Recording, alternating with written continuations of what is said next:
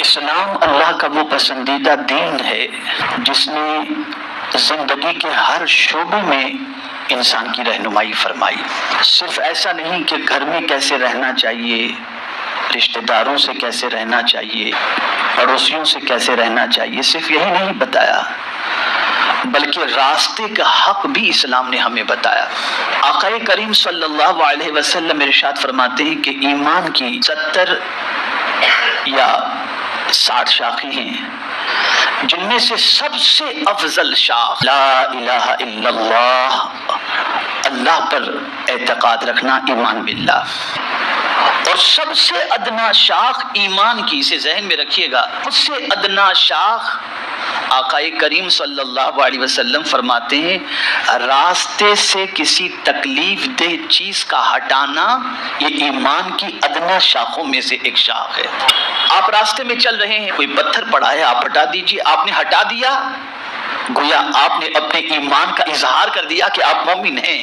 کیلے کا چھلکا پڑا ہے، کوئی آئے گا دوسرا ہٹا دے گا، آپ کا ایمان کمزور ہے، آپ نے ہٹا دیا، آپ کے ایمان کا اظہار آپ نے کر دیا کہ آپ مومن ہیں۔ دیکھیں یہاں ایک بات اور میں عرض کر دوں کہ راستے سے تکلیف دینے والی چیز کو ہٹا دینے پر جنت مل جاتی ہے۔ ایک صحابی کو میرے آقا صلی اللہ علیہ وسلم نے دیکھا جنت کے اندر مزے سے کروٹیں لے رہے ہیں، تو آقا کریم صلی اللہ علیہ وسلم نے فرمایا کس عمل نے تمہیں جنت میں پہنچا دیا؟ تو عرض کرتے ہیں یا رسول اللہ صلی اللہ علیہ وسلم ایک راستہ تھا جہاں سے لوگ گزرا کرتے تھے، تو وہاں کانٹے دار کچھ درخت تھے جس سے لوگوں کے کپڑے الجھ جاتے تھے، تو میں نے وہ کانٹے دار درخت کو کاٹ دیا تاکہ آنے جانے والوں کو تکلیف نہ ہو۔ میرے مولا کو یہی ادا پسند آ گئی، اس نے مجھے جنت عطا فرما دی۔ یہ معمولی عمل نہیں ہے راستے سے تکلیف دہ چیز کو ہٹانا۔ اب میں ان لوگوں سے پوچھنا چاہتا ہوں جو راستے میں تکلیف دیتے ہیں، کہیں بھی بائک کھڑی کر دی، کوئی پرواہ نہیں گاڑی نکلے گی کہ نہیں نکلے گی، ایمبولینس نکلے گی کہ نہیں نکلے گی، کسی کو تکلیف ہوگی یا نہیں، کوئی پرواہ نہیں، بس جہاں جگہ ملی کھڑی کر دی اپنے اعتبار سے۔ عمل کو اگر کوئی یہ سمجھتا ہو کہ بہت بہادری والا عمل ہے، نہیں، یہ ایمان کی کمزوری کی علامت ہے۔ مومن کبھی کوئی تکلیف دینے والا کام کرتا ہی نہیں ہے۔ بہت سارے مسلمان کہتے ہیں مولانا اتنی کھڑی ہے، اس میں ایک میری کھڑی رہے گی تو کیا فرق پڑ جائے گا؟ پتہ یہ چلا کہ دوسرے غلط کریں تو آپ بھی کر کے اپنے ایمان کو خراب کر رہے ہو۔ اگر ایک بھی سنور جائے تو ہو سکتا ہے اس کو دیکھ کر دوسرے سنور جائے۔ میں دیکھتا ہوں بائک پر ہیں، فون پہ بات کر رہے ہیں، کھڑے ہیں، پیچھے سے آدمی ہارن مار رہا ہے، چلنے والے کوئی پرواہ نہیں، کوئی پرواہ نہیں۔ جب ہم یہ اسلام بتا رہے ہیں دنیا کے سامنے تو دنیا یہ اسلام قبول کرنے کے لیے تیار نہیں۔ جب وہ اسلام بتاتے تھے کہ راستے سے تکلیف دہ چیزوں کو ہٹا دیا کرتے تھے تو لوگ اسلام قبول کرنے کے لیے تیار ہو جاتے تھے۔ یہودی ایک راستے سے گزرے، دیکھا پتھر پڑا ہوا تھا تو حیرت ہوئی ان کو، یہاں پتھر پڑا ہوا ہے، مسلم علاقے سے گزرے، دیکھا پتھر پڑا ہوا ہے تو حیرت ہوئی۔ کسی نے کہا آپ کو حیرت کیوں ہو رہی؟ تو انہوں نے کہا لگتا ہے کوئی مسلمان یہاں سے نہیں گزرا، اس لیے کہ مسلمان گزرتا تو پہلے اس پتھر کو ہٹا دیتا، اس لیے کہ اس کے نبی کی یہ تعلیم ہے، یہ ہماری پہچان تھی، ہماری آئیڈینٹی تھی۔ زیادہ دور کی بات نہیں کرتا، ایک گلی چھوڑ لیجیے آپ، یہ اپنی گلی، اس کے بعد والی گلی، ذرا دیکھیے بائک کتنے سلیقے سے کھڑی ہوتی ہے، اور اس گلی کے اندر آپ دیکھ لیجیے کہیں بھی کھڑی ہے، کوئی بھی کھڑا ہے، کہیں بھی بائک پر کھڑے ہیں، بائک پر بیٹھے ہوئے، بھائی دے دینا، وہ دے دینا۔ ارے تم دیکھو پیچھے والوں کو کتنی تکلیف ہو رہی، اور اگر اس کو تم بہادری سمجھتے ہو تم اپنے دامن کے اندر گناہ کا ذخیرہ جمع کر رہے ہو۔ ہر بندہ اس کی نوٹس لے اور ہر بندہ اس کے سلسلے میں محتاط ہو جائے۔ اب ایک حدیث شریف سناتا ہوں، میں بہت لمبا سفر کر کے ڈائریکٹ یہیں پر پہنچا ہوں، ایک حدیث شریف سناتا ہوں اور یہ بخاری شریف کی حدیث ہے۔ حضرت ابو سعید خدری رضی اللہ تعالیٰ عنہ سے روایت ہے کہ آقا کریم صلی اللہ علیہ وسلم نے ارشاد فرمایا ابو سعید راستے میں بیٹھنے سے بچو۔ تو عرض کرنے لگے یا رسول اللہ صلی اللہ تعالیٰ علیہ وسلم راستے میں مجلس کے بغیر ہمارے لیے کوئی چارہ نہیں۔ اب سرکار نے فرمایا اگر تم بیٹھتے ہی ہو تو راستے کا حق ادا کرو۔ تو عرض کرتے ہیں یا رسول اللہ صلی اللہ تعالی علیہ وسلم راستے کا حق کیا ہے؟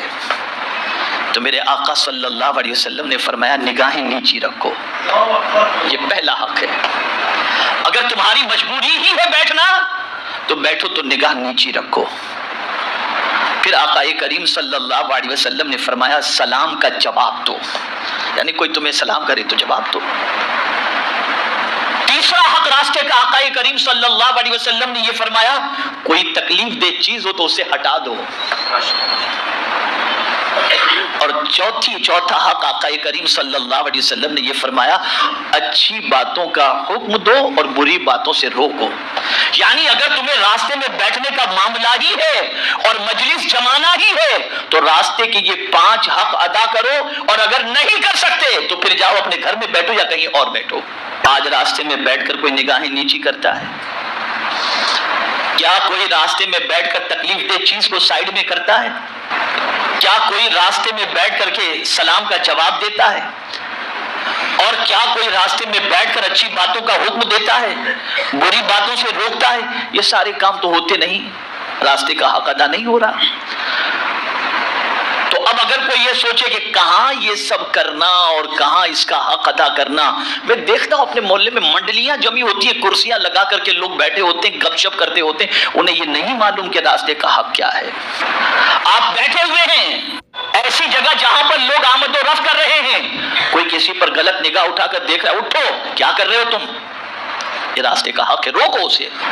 کسی کمزور کو کوئی دھکا دے رہا ہے، روکو اسے، اور خود اپنی نگاہوں کو نیچی رکھو، اس لیے کہ راستے میں صرف مرد ہی نہیں چلتے بلکہ عورتیں اور خواتین بھی چلا کرتی ہیں۔ اور اگر کوئی شخص کسی عورت کو نگاہ اٹھا کر کے دیکھ لے جو غیر محرم ہے، نگاہ اٹھا کر پہلی نگاہ پڑ گئی تو سرکار فرماتے ہیں اس پر معافی ہے، پھر دوبارہ قصدن اس نے نگاہ اٹھا کر اسے دیکھا، اس کی آنکھ میں جہنم کی آگ کی سلاخیں ڈالی جائیں گی، جہنم کی آگ کی سلاخیں ڈالی جائیں گی۔